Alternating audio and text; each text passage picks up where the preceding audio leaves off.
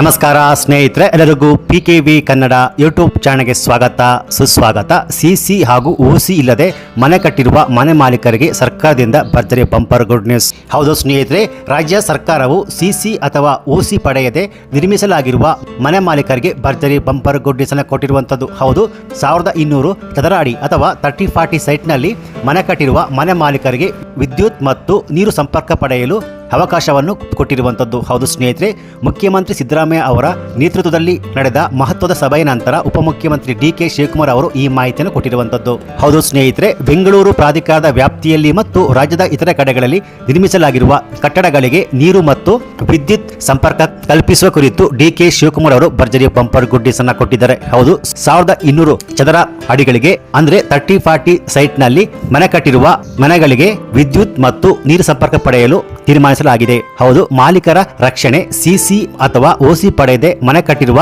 ರಕ್ಷಣೆಗೆ ಸರ್ಕಾರ ಈ ಮಹತ್ವದ ಆದೇಶವನ್ನು ಕೊಟ್ಟಿರುವಂತದ್ದು. ಕಾನೂನು ಅಡೆತಡೆ ನಿವಾರಣೆ. ಪ್ರಸ್ತುತ ಇಂಧನ ಇಲಾಖೆಗೆ ಈ ತೀರ್ಮಾನವನ್ನು ಅನುಷ್ಠಾನಗೊಳಿಸಲು ಅಡೆತಡೆಗಳಿವೆ. ಅವುಗಳನ್ನು ನಿವಾರಿಸಿ ಅನುಮತಿ ನೀಡಲು ಶೀಘ್ರದಲ್ಲೇ ಪ್ರಯತ್ನಿಸಲಾಗುವುದು ಎಂದು DK ಶಿವಕುಮಾರ್ ಅವರು ಮಾಹಿತಿಯನ್ನು ಕೊಟ್ಟಿದ್ದಾರೆ. ಹೌದು, 1200 ಅಡಿಗಿಂತ ಮೇಲ್ಪಟ್ಟ ಕಟ್ಟಡಗಳಿಗೆ ಸಹ ಸುಗ್ರೀವಾಜ್ಞೆ ಮೂಲಕ ಅನುಮತಿ ನೀಡುವ ಕುರಿತು ಸಚಿವ ಸಂಪುಟ ಸಭೆಯಲ್ಲಿ ಚರ್ಚಿಸಲಾಗುವುದು ಎಂದು DK ಶಿವಕುಮಾರ್ ಅವರು ಮಾಹಿತಿಯನ್ನು ಕೊಟ್ಟಿದ್ದಾರೆ. ಈ ಬಗ್ಗೆ ಅಂತಿಮ ನಿರ್ಧಾರವನ್ನು ಶೀಘ್ರದಲ್ಲೇ ಸಚಿವ ಸಂಪುಟ ಸಭೆಯಲ್ಲಿ ಕೈಗೊಳ್ಳಲಾಗುತ್ತದೆ ಎಂದು DK ಶಿವಕುಮಾರ್ ಅವರು ಮಾಹಿತಿಯನ್ನು ಕೊಟ್ಟಿದ್ದಾರೆ. ಸ್ನೇಹಿತರೆ, ಸೊ ಈ ಮೂಲಕ 30-40 ಸೈಟ್ ನಲ್ಲಿ ಮನೆ ಕಟ್ಟಿಕೊಂಡಿರುವ ಆಸ್ತಿ ಮಾಲೀಕರಿಗೆ ಈ ಮಾಹಿತಿ ಭರ್ಜರಿ ಬಂಪರ್ ಗುಡ್ ನ್ಯೂಸ್ ಅಂತ ಹೇಳಬಹುದು.